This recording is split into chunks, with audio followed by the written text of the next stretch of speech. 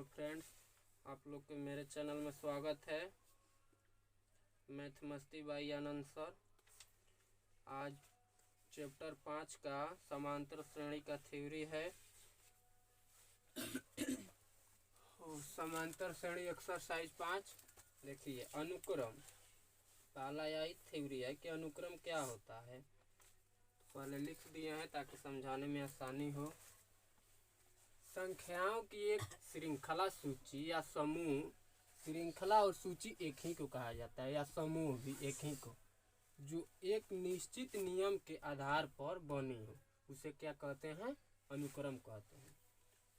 देखो ये ऑब्जेक्टिव है। अनुक्रम के प्रत्येक सदस्य को क्या कहते हैं? पद कहते हैं। यानी 1 2 3 4 जो भी आएगा अनुक्रम, उसको क्या कहते हैं? अब प्रत्येक सदस्य को पद कहते हैं। जैसे मान लो 4 5 6 दे दिए तो ये क्या हो गया? ये श्रृंखला हो गया। श्रृंखला हो गया। इसके प्रत्येक पद है, पहला पद है, दूसरा पद है, यानी प्रत्येक पद को, प्रत्येक सदस्य को क्या कहते हैं? पद कहते हैं, ट्रीम कहते हैं। अनुक्रम के प्रथम पद को T1, दूसरे पद को T2, तीसरे पद को T3 dot dot dot dot Tn,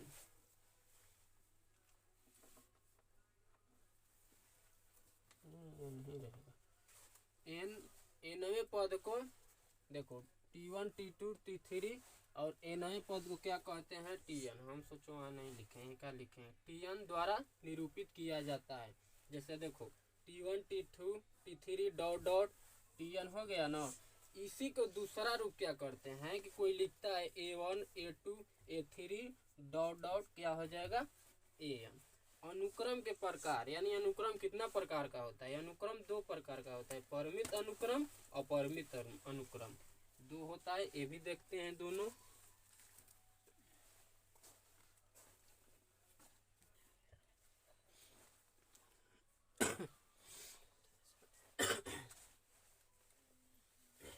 तो अनुक्रम 2 प्रकार था, यहाँ पे लिखे थे। पहला था परिमिति अनुक्रम। तो देखो, यदि किसी अनुक्रम के पद की संख्या निश्चित हो तो परिमित अनुक्रम कहलाता है।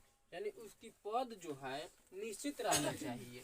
जैसे देखो 1 2 3 4 5, यानी इसका पद जो है निश्चित है, 5 गो ही है, 5 से अधिक नहीं हो सकता। या दूसरा ले लो 2 4 6 8 डॉट डॉट 20 तक, यानी 20 से अधिक नहीं होगा। 2 और 20 के डॉट डॉट जो है इसके अंदर ही जो पद होगा। दूसरा है अपरिमित अनुक्रम। यदि किसी अनुक्रम के पदों की संख्या अनगिनत हो, यानी अनगिनत जिसे गिना नहीं जा सके, अनंत तक जाए हो, तो उसे अपरिमित अनुक्रम कहते हैं। जैसे 2 4 6 8 डॉट डॉट, यानी ये कहाँ तक जाएगा इसका कोई लिमिट नहीं है, ये अनगिनत संख्या है, इसे अपरिमित कहते हैं। तो परिमित अपरिमित में अंतर आ गया समझ में। श्रेणी का होता है प्रोग्रेशन, वैसा अनुक्रम जो एक निश्चित पद्धति का अनुपालन करता हो, श्रेणी कहलाता है। निश्चित पद्धति का मतलब देखो, जैसे पहला पद क्या है? 7 है ना, 7 10 13 16 19। अरे इधर देखो रे लड़का लड़की, तो पहला पद, तो दूसरा पद में से पहला घटाएंगे तो यानी 10 में से 7 गया, कितना बचा? 3 बचा। फिर तीसरा पद में से दूसरा घटाएंगे तो 13 में से 10 जाएगा तो 3 ही बचेगा। फिर चौथा में से तीसरा घटाएंगे तो 3 ही बचेगा। 19 में से 16 घटाएंगे तो 3 ही बचेगा। यानी एक निश्चित नियम का पालन कर रहा है ना, टोटल बरोबर आ रहा है ना, तो उसे क्या कहते हैं? श्रेणी कहते हैं। अब श्रेणी का प्रकार, श्रेणी कितना प्रकार का होता है? जल्दी करो।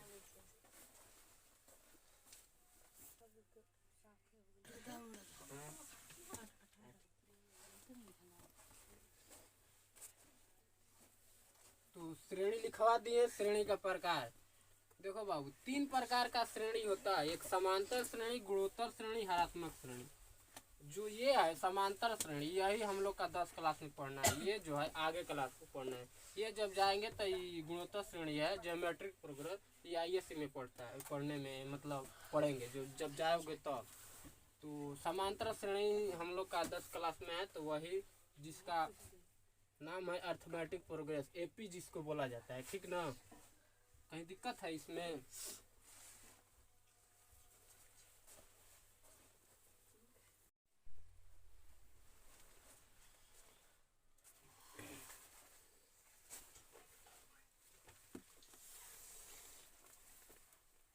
समांतर श्रेणी आइए देखते हैं। 10 क्लास में केवल एक समांतर श्रेणी ही पढ़ना है और जो गुणोत्तर श्रेणी है वो आईएससी में पढ़ाया जाता है। तो समांतर श्रेणी देखिए, समांतर श्रेणी किसे कहते हैं? संख्याओं का एक ऐसा अनुक्रम जिसमें उसके किसी पद यानी किसी पद और उसके पूर्व पद के अंतर हमेशा नियत हो। यानी मान लो 2 पद हो गया, जैसे ही का देखो समांतर श्रेणी कहलाता है, यानी अंतर हमेशा नियत होता है, समांतर श्रेणी कहलाता है। तो देख लो, जैसे किसी पद हो गया, पद के पूर्व पद यानी पहला पद हैया गया, इसका अंतर कह रहा है नियत। नियत का मतलब क्या? यानी बराबर हो दोनों में। तो 4 में से दूसरा पद में से पहला घटाएंगे तो 2 बचेगा, और फिर तीसरा में से दूसरा घटाएंगे तभी भी 2 बचेगा, चौथा में से तीसरा घटाएंगे तो 2 ही बचेगा, पांचवा में से दूसरा घटाए चौथा घटाएंगे तो 2 ही आएगा। यानी इसका जो मान आ रहा है, नियत आ रहा है ना बराबर, यानी इन एपी में है। इसका मतलब क्या हुआ? जो है एपी में है।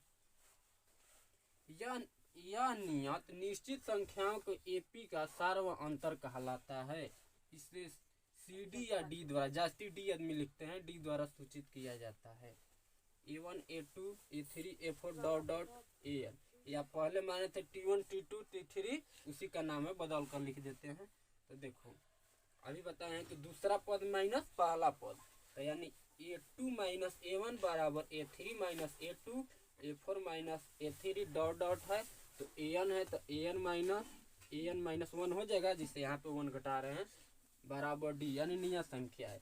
तो D बराबर AN माइनस N माइनस 1, यही हमारा सूत्र आया। 1-2 और है, लिखवा देते हैं, इसके बाद एक्सरसाइज।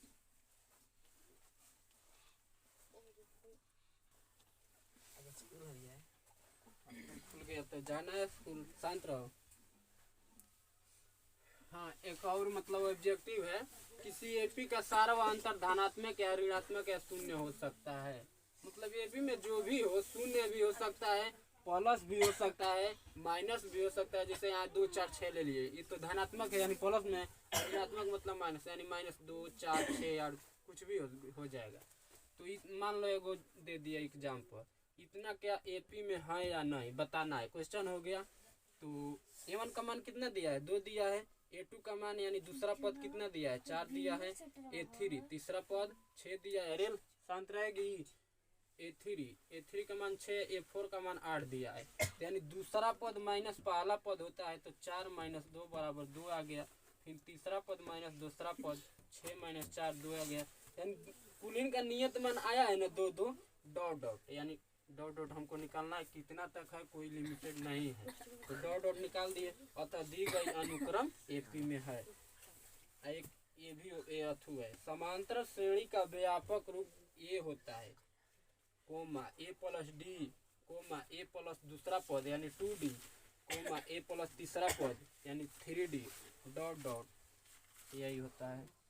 तो इसमें क्या था, थ्योरी खत्म हो गया। जो आगे आएगा 5.2 में कुछ और थ्योरी है, 5.1 में तो उतना नहीं है, तो उसी वक्त लिखवा दिया जाएगा।